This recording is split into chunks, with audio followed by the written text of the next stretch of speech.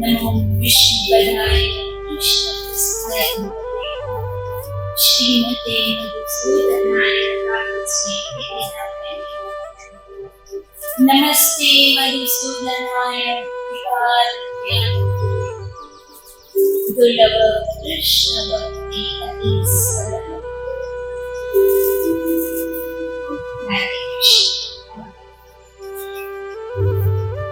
भगवान श्री कृष्ण भगवद गीता के दूसरे अध्याय 12वें श्लोक में कहते हैं, न त्वेवाहं जातु नासं न त्वेमेवे जनामि न चैव न भविष्यति वयं तत्परः। अर्थात हे अर्जुन, तुम और मैं एक हैं और भविष्य में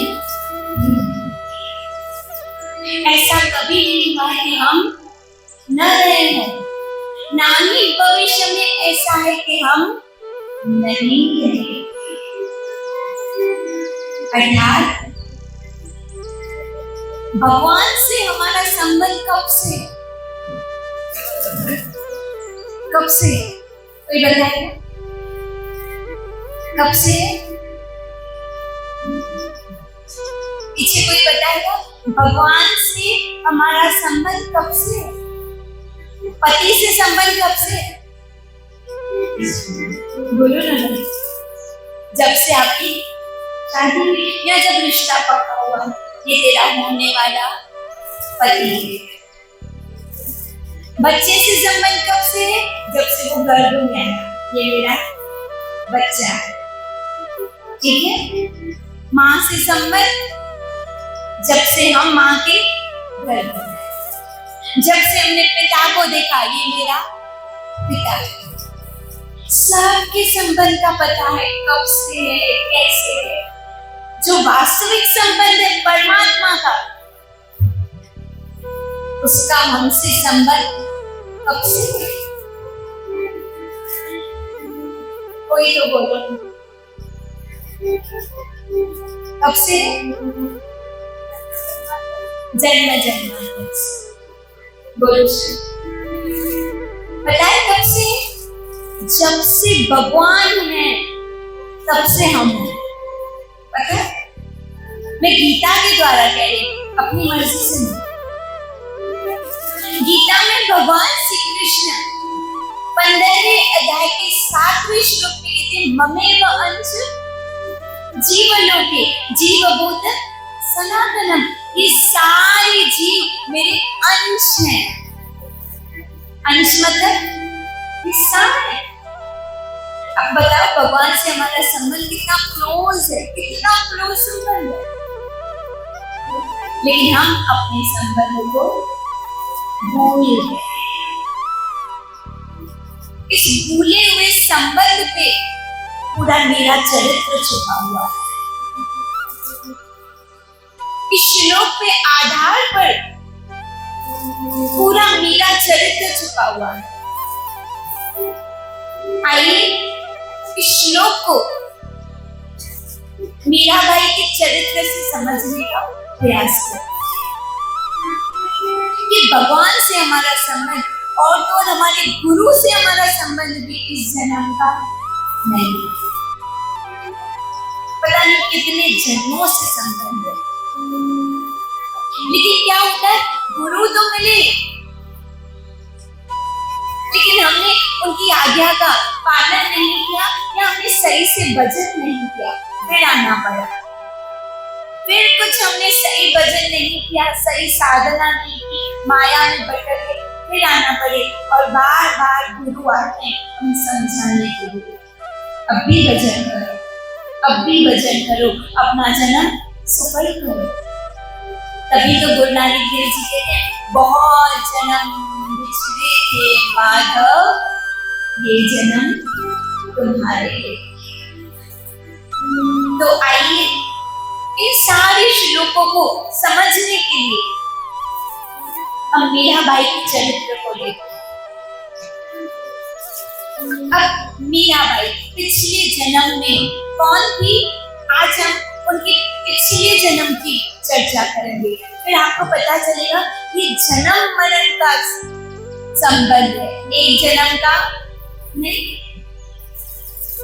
आपने वो गाना सुना, तेरा मुझसे है पहले का नाता कोई, यूं ही नहीं दिल लुभाता। अगर हमको कथा अच्छी लग रही है, हरिनाम अच्छा लग रहा है, सत्संग अच्छा लग रहा है, सेवा करना अच्छा लग रहा है, इस पवित्र स्थान में बैठना अच्छा लग रहा है, मतलब इस स्थान से हमारा संबंध पहले से जुड़ा हुआ है। नया अकाउंट नहीं,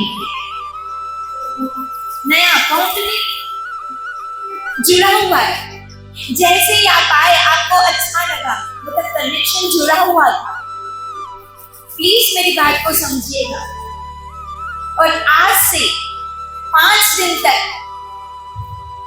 हम कोशिश करेंगे कि अपने और भगवान के रिश्ते को समझने का प्रयास करेंगे, जो हम भूल चुके हैं। भूलने के कारण हम भटक चुके हैं और भटकने के कारण हम दुखी हो चुके हैं। वापस गुरु महाराज की कृपा से, कृष्ण की कृपा से उस संबंध को हम फिर से जोड़ेंगे, फिर से उस संबंध को याद करेंगे। कैसे? आइए बहुत ध्यान से सुनिएगा, क्योंकि आज मेरा चरित्र की भूमिका है। जिसने आज नहीं समझा तो वो शायद कल की एपिसोड को नहीं समझ पाएगा। इसके लिए आज ध्यान से सुनिए, एक एक शब्द, और एक एक शब्द में जो पिछले जन्म की बात है वो नेक्स्ट जन्म में कैरी फॉरवर्ड होने वाला है। इसलिए ध्यान से सुनिए। मीराबाई अपने पिछले जन्म में माधवी नाम की एक लड़की है। क्या नाम था? माधवी। अब वृंदावन से दूर गांव में रहती थी। उसकी माँ यहाँ से वहां से, यहाँ से वहां से वृंदावन की, कृष्ण की बड़ी महिमा सुनी। कृष्ण बंसी बजाता है, कृष्ण माखन चुराता है, कृष्ण गोपियों का चीरहरण करता है। जो कृष्ण की शरण में जाता है वो उसी का हो जाता है। सुनते सुनते सुनते सुनते माँ को चिंता हुई, क्या मेरी भी जवान बेटी है। देखो, कुछ कुछ सत्संग को पॉजिटिव लेते हैं, लेकिन कुछ कुछ सत्संग को नेगेटिव भी ले लेते हैं। सब एक जैसे नहीं होते। कुछ कुछ सुनते हैं कि वाह, सत्संग जाने से जन्म सफल हो जाता है, सतगुरु की सेवा करने से, दरबार में सेवा करने से कर्म कट जाते हैं। और दूसरे बोलते हैं अच्छा, अब अगर ज्यादा समय यहाँ दे दिया तो घर तो रुल जाए। क्यों? अरे की सोच अलग अलग।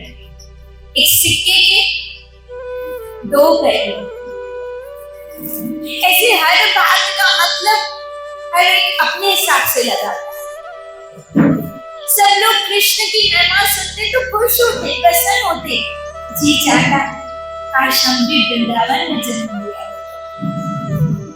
हमने भी काश कृष्ण की बंसी सुनी होती, काश कृष्ण हमारा भी माखन चुराता।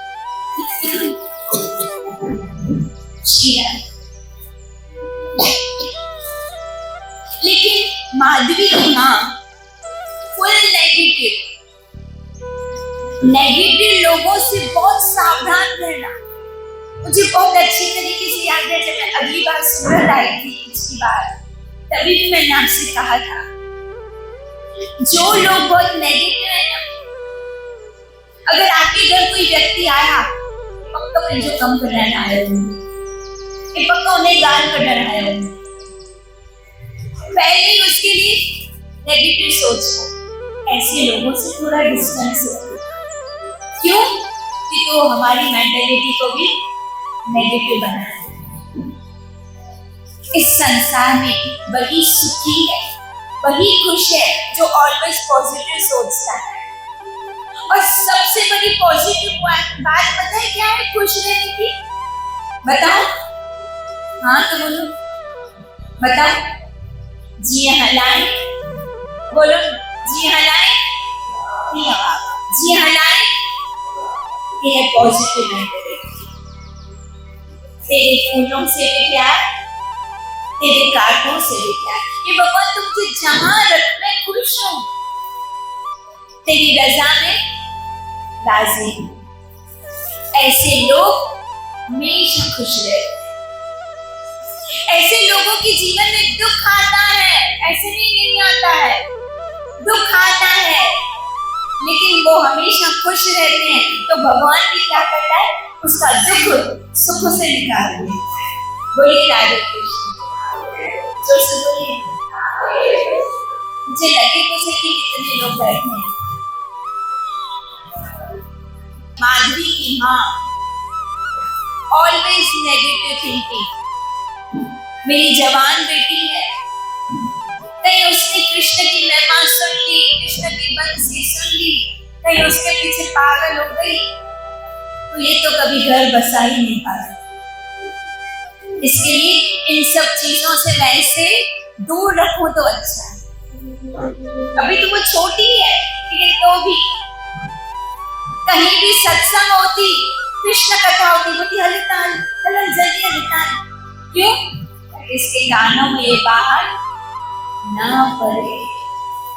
मैं कहती हूँ वो जीव कितना भागी है, कितना भागी है जो सत्संग से दूर भागता है, सतनाम से दूर भागता है, कितना भागी। और यहाँ मुझे इतना अच्छा लगता है, हर जी के सतनाम, बोलो ना सतनाम, जबान पवित्र हो जाती है, सतनाम। कुछ लोग कितने अभागी जो इस सतनाम से दूर भागते हैं। जैसे माधवी की माँ, चल बेटा चल, ये हमारे काम का नहीं है, चल। ऐसे करते करते माधवी बड़ी 11-12 साल, धीरे धीरे अब उसके रिश्ते आने लगे, क्योंकि पहले जमाने में लड़कियों का विवाह जल्दी करा दिया जाता। तब कहीं से एक खत आया।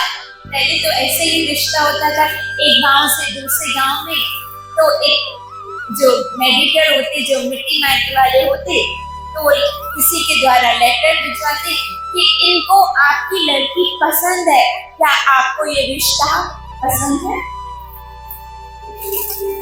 तो माधवी दिखने में बड़ी सुंदर, बड़ी खूबसूरत है।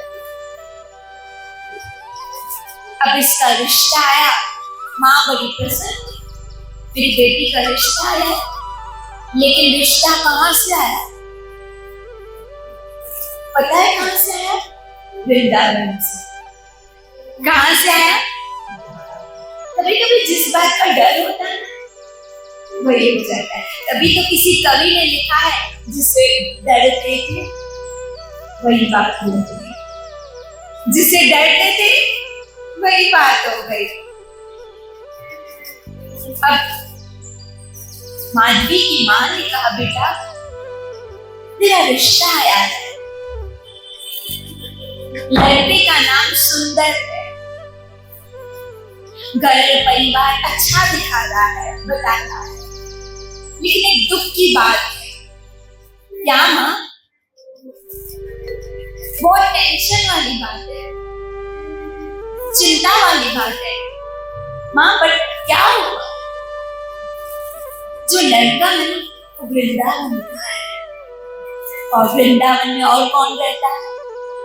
बोलिए, जिसका उसको डर था। बोला मैं जिससे डरती थी वही हुआ, क्योंकि वो नंद का छोड़ा, वो बंसी वाला, वो माखन चोर, वो भी वही रहता है। कल को तूने उसको देख लिया तो गड़बड़ हो जाएगी। क्योंकि मैंने इसे सुना है, जो एक बार उसको देखता है ना उसका हो जाता है। घर लीलो न छुट्टो सिराज छुट्टो। क्यों? एक कवि ने कहा है, वृंदावन के कवि ने कहा है, भक्त ने कहा है कि जब तक कृष्ण से इश्क नहीं हुआ था, जब तक कृष्ण से इश्क नहीं हुआ था, हम भी काम के आदमी थे, हम भी काम के आदमी से। जब से आंखें लड़ी है बेरोजगार कर दिए हैं। अब इसको भी डर है, मेरी बेटी घर नहीं बसाएगी, सारा दिन गोपियों की तरह पागलों की तरह कृष्ण कृष्ण करेगी, अटारी पे खड़ी हो जाएगी, ये करेगी वो करेगी, 10 चिंताएं। बेटी ने कहा माँ घर अच्छा है, लड़का अच्छा है, रिश्ता अच्छा है, तो तू चिंता मत कर, मैं खुद ही संभालूंगी। पर हम क्या संभालेगी? वो जादूगर कौन है? शक्ति जादू करता है, ऐसा जादूगर है देखना तो दूर की बात है, किसी ने उसकी बंसी सुन ली, उस बंसी की तान सुन ली, वो फिर अपने आपे में रहता नहीं है, क्या संभालेगी? माँ अब चिंता मत करो, जब बंसी बजेगी तो मैं अपने कान बंद कर दूंगी, जब सामने आएगा तो मैं बड़ा घूंघट कर दूंगी, उसमें क्या है, आप इतनी चिंता कर रही हो। माँ ने कहा ठीक है, मैं थोड़े दिन सोचती हूँ कि मैं रिश्ते के लिए हाँ करूँ या ना करूँ। लड़की ने कहा जैसे माँ आपकी इच्छा, क्योंकि वो पहले जमाने की लड़की थी, आजकल की लड़की माँ से नहीं पूछेगी, पूछेगी नहीं, वो तो सीधा दिखाएगी मम्मी यो तो मुझे बॉयफ्रेंड तो के हलई या ना ले वो के हलई। आजकल ये जमाना है, पहले जमाने में बड़ों की मर्जी से रिश्ते होते थे। भाई यहाँ मुझे नहीं पता, हमारे उल्लासनगर में, हमारे उल्लासनगर में लड़कियां खुद ही अपना बुढ़ा ढूंढ के लाती हैं। अच्छा ना, माँ बाप का टेंशन कम हो गया, पानी बोल रही, लेकिन बेचारी पहले जमाने में थी, माँ जैसे आपकी इच्छा। माधवी की माँ को 2 रातें नींद नहीं आई, छा गया, हाँ करूं ना करूं, हाँ करूं ना करूं, क्यों? सुंदर तो रहता है लेकिन शाम सुंदर भी है। क्या बोला? सुंदर तो रहता है, लड़का तो अच्छा है, लेकिन मुसीबत है कि शाम सुंदर भी है। क्या करूं? रिश्ता भी अच्छा है, घर भी अच्छा है, पैसा अच्छा खासा है, सब कुछ अच्छा है। अब तो क्या किया, चलो किसी महाराज से पूछ के आती हूँ, कुंडली बनाते हैं, वो भी अच्छी मिल गई। आपस में वो क्या बोलते 36-32 जो भी है, वो बाद में आंकड़ा हो जाता है, खुद भी 36-32। अब 2 दिन के बाद अपनी बेटी से कहा, मैं वहां एक मैसेज पहुंचा देती हूँ कि हमें रिश्ता मंजूर है, लेकिन एक शर्त पर, मैं जैसे जैसे तुझे कहूँ तो वैसा ही करना। जी हाँ, आप जैसे कहोगी मैं वैसा करूंगी। देख अगर मेरी बात नहीं मानी ना पछताएगी, तू हाँ करती है तो मैं वहां हाँ करूं, लेकिन माँ मुझे क्या करना है बता। अब सुनो क्या डायरेक्शन दे रही है, उस पे आप फॉलो मत करना, खाली माधवी को करना। सुनो क्या क्या, मैंने सुना है सुबह भोर में कृष्ण अपने गायों को, बछड़ों को, ग्वाल बालों को साथ लेकर गाय चराने जाता है। उस वक्त अपने घर के दरवाजे, अपनी खिड़कियां बंद रखना। जी फिर सारी गोपियां, सारी ब्रज में जितनी भी नारियां हैं, सब कृष्ण के पीछे पागल हैं, अटारियों पे चढ़ चढ़ कर देखती हैं कृष्ण को। गलती से तू मत देखना, अगर तूने देखा तो लड़की ने गलती से बोल दिया तो ये खतरनाक थी माँ ललिता पवार ने। देख लिया तो फिर तू समझती है, तूने अभी अपनी माँ को पहचाना नहीं है। अच्छा नहीं देखा, गलती से कभी टकरा जाए तो अपना घूंघट कर देना। तुम्हें कितना भी बहलाए फुसलाए, ए गोपी, ए गोपी, ए सखी, ए भाभी, मुझे पता है ना जादूगर कहीं का, कुछ भी बोले तो तस्से मत होना, मेरी शिक्षाओं को याद रखना। ये शिक्षा क्या है? ये शिक्षा याद रखना। घूंघट मत खोलना, उसकी बातों में मत आना, मेरी बातों में आना। उस बेचारे ने कहा जी माँ मैं सब याद रखूंगी, अगर शादी के बाद भूल गई तो? नहीं माँ मैं बिल्कुल नहीं भूलूंगी। फिर सबसे बड़ी बात देखो माँ की डायरेक्शन क्या है। सबसे बड़ी बात, संध्या के समय गौदूली का समय होता है, उस समय कृष्ण बंसी बजाते हैं। उस बंसी की तान से सब समझ जाते हैं कि कृष्ण अभी आ रहे हैं। सारी गोपियां काम काज छोड़कर कृष्ण के दर्शन करने जाती हैं, क्योंकि सुबह से इंतजार होता है कब शाम होगी, कब शाम होगी, कब शाम होगी कि हम कृष्ण का दर्शन करें। ये है गोपी का भाव। हमारे गुरु महाराज कहते हैं हमारे मन में ये भाव कब होगा, कब आएगा, कब श्याम सुंदर के दर्शन होंगे। जीवन के दिन सब बीत चले, पर आए मिले घनश्याम तन उन पे निछावर कर डालो, अब और किसी के काम नहीं।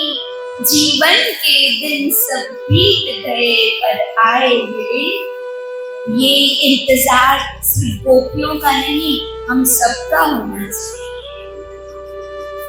मेरी उम्र 40 साल हो गई, 50 साल हो गई, 60 साल हो गई, बाल सफेद हो गए, सब देख लिया, पोते भी देख लिए, नाती नाते सब देख लिए, लेकिन जिसको देखना है उसको तो मैंने अभी तक नहीं देखा है। जिसको देखना चाहिए, जिसके देखने के लिए आंखें मिली, उसको तो अभी तक नहीं देखा। ये होना चाहिए भाव। कब मिलोगे ये शाम, कब मिलोगे?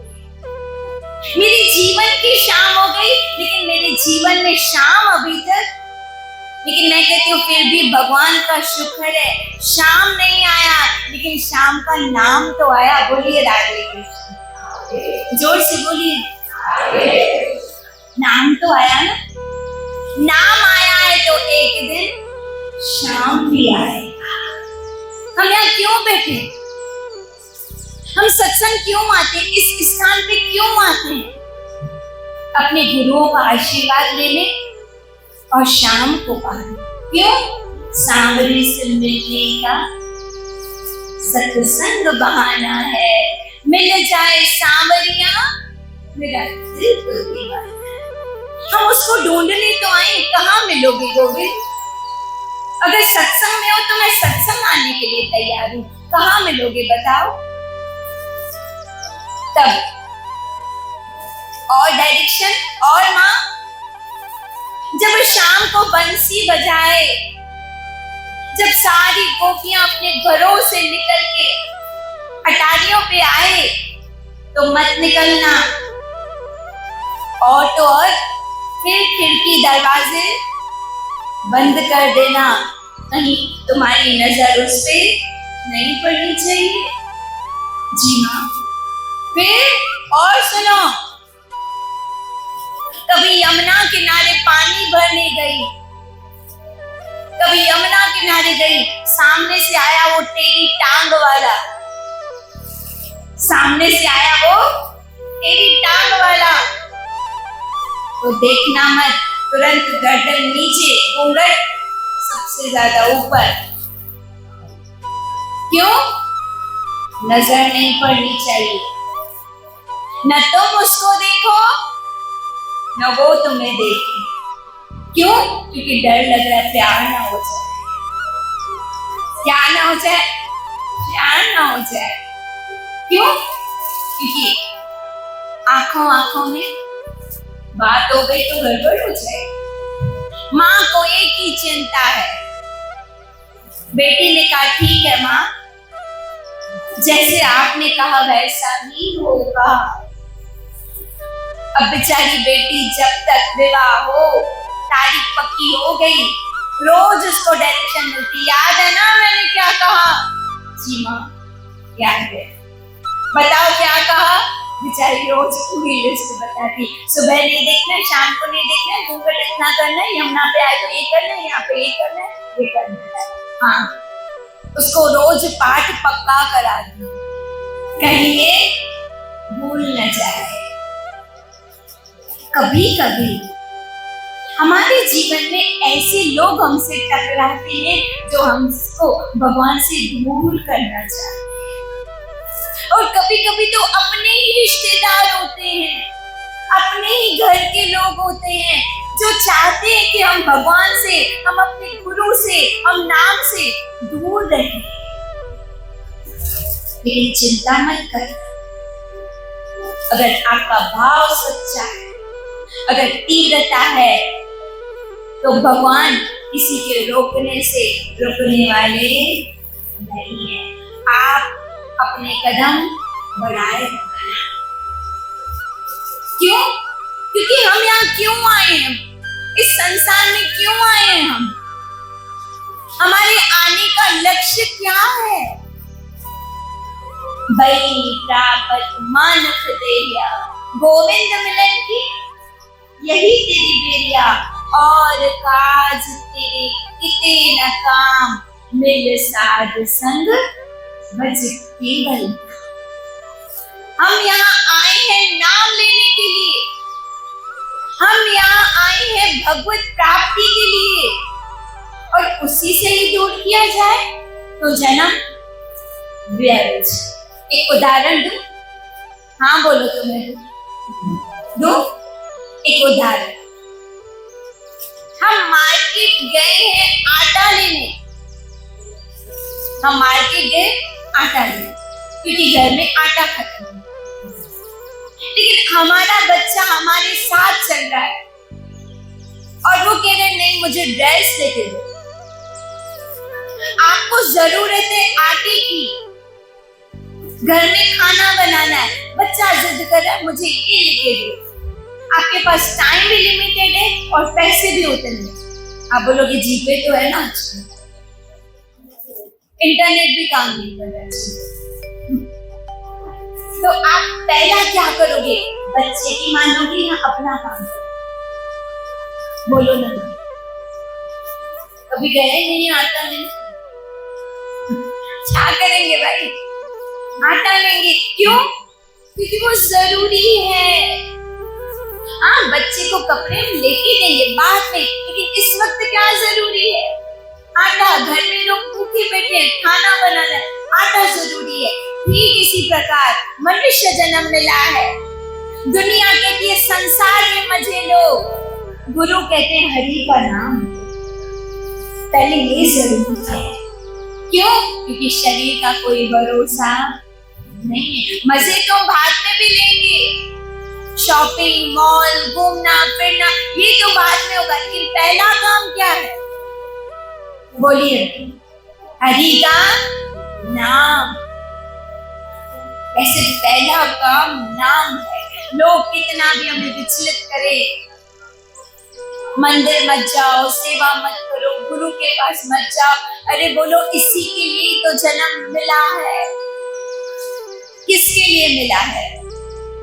आंखें किसके लिए मिली? कान किसके मिली? जबान किसके लिए मिली? इसी के लिए तो मिली है जो हम मिलके कर रहे हैं। आपको पता है, या जितने भी लोग बैठे हैं, यहाँ से लेके यहाँ तक जितने भी बैठे हैं इस पवित्र स्थान में गुरु के समक्ष, जितने भी बैठे हैं, इस वक्त हम सबों का जो टाइम है वो ऊपर रिकॉर्ड किया जा रहा है। क्यों? इस वक्त हमारा टाइम लेखे में जा रहा है। क्यों? क्योंकि जिसके लिए जबान मिली हम वही कर रहे हैं। बोलिए राधे कृष्ण। ऊपर भगवान का कैमरा चालू है, बोल दो राधे कृष्ण। नहीं तो भगवान बोलेगा ये तो आई अच्छी नहीं, इसे बोलो राधे कृष्ण। क्यों? क्योंकि हमने इसके लिए ही जबान प्राप्त। जितने भी लोग बैठे हैं इनका समय अकाउंट में काउंट होगा। क्यों? मैं नहीं कह रही, गुरबानी में आया है वही गरीब लेखे में, बाकी सब बर्बाद। कौन सी गरी लेखे में? जो हम भजन करते हैं, जो हम इस पवित्र स्थान में आके सेवा करते हैं, जो हम नाम लेते हैं, वही लेखे में है, बाकी सब बर्बाद। लेकिन कभी कभी माधुरी की माँ की तरह हमारे जीवन में लोग टकराते हैं। चिंता मत करना, आगे बढ़ना। कोई कितना भी रोके, गाना गा लेना, गाओ गाना, चलेगा। देखें जरा किसने कितना लगा।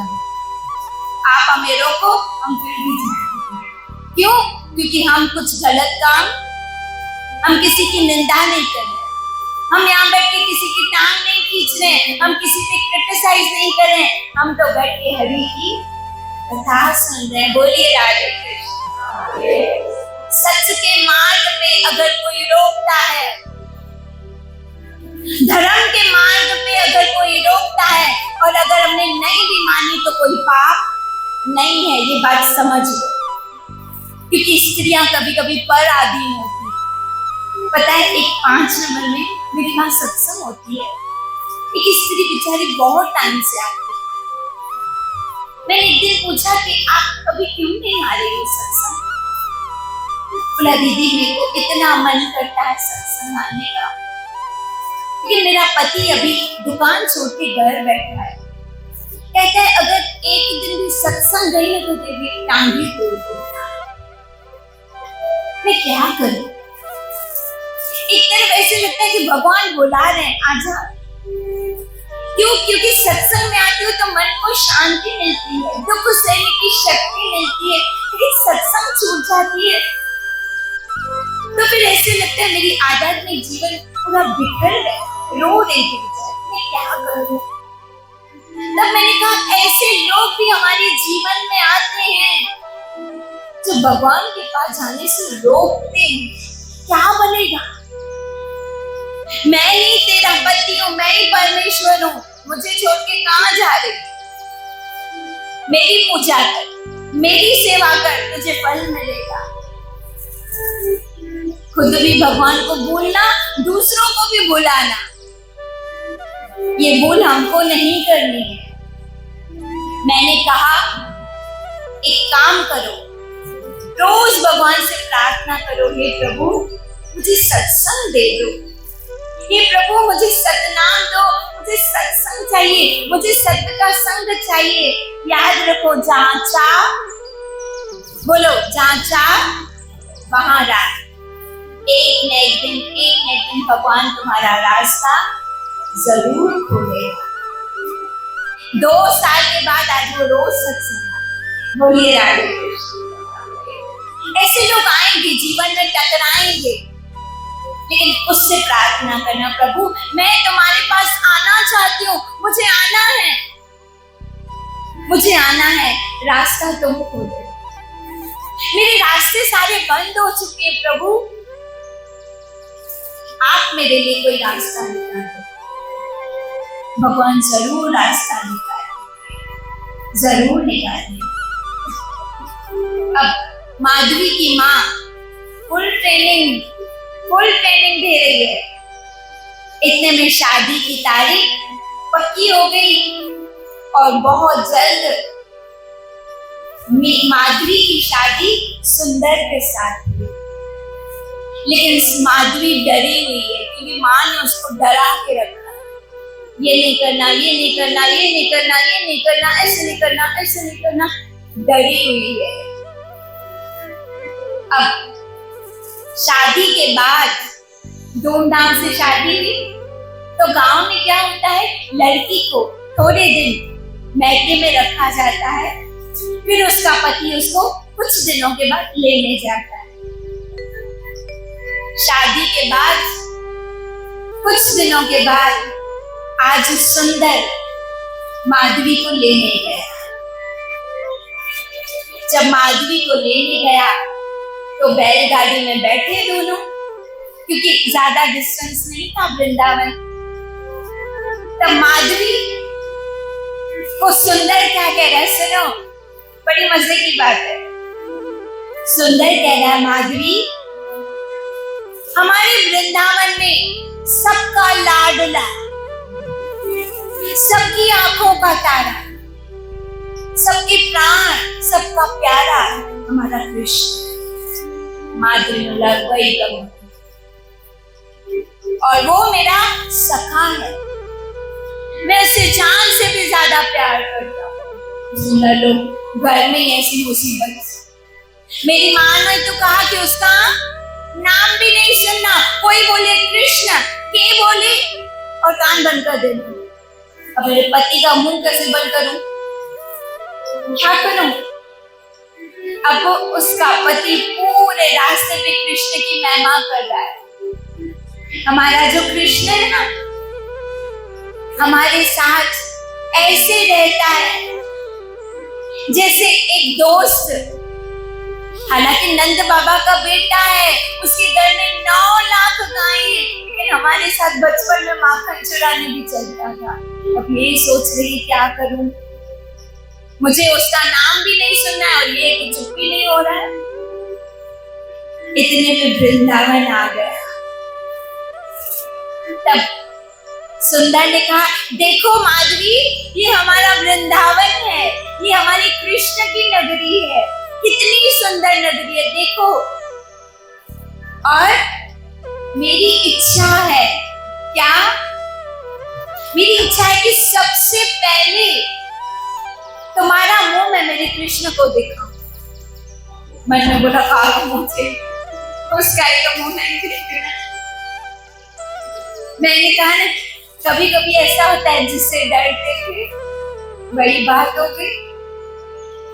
इतने में यमुना नदी का किनारा, जैसे ही यमुना नदी का किनारा आया, जैसे ही यमुना नदी का किनारा आया, सुंदर ने कहा, यही मिलेगा मेरा कृष्ण। अब ये सोच रही मैं करूं क्या, नई नई शादी अपने पति से कुछ बोल नहीं सकती है। और ऐसे में सुंदर ने कहा, मैं यमुना में एक डुबकी लगा के आता हूं। जैसे ही कृष्ण गया, सुंदर यमुना गया, यहां से कृष्ण आया, श्री राम। और कृष्ण ने आके क्या किया, माधवी ने कृष्ण के साथ क्या किया, दोनों की क्या वार्तालाप हुई या नहीं हुई, कल पर श्री राम बिल्कुल पॉइंट पे छोड़ा है ना, कि क्या होने वाला है, क्या होगा। माधवी को तो मैया ने मना किया है, लेकिन अब कृष्ण तो आ गए और बैलगाड़ी पे आ गए, भाभी भाभी करते। लेकिन अब भाभी क्या कर रही है, और कल हम देखते हैं कि माधवी और कृष्ण का मिलन कैसा होता है। माँ की इंस्ट्रक्शंस काम आ रही है कि नहीं काम आ रही है, ये सब कल पर छोड़ते हैं।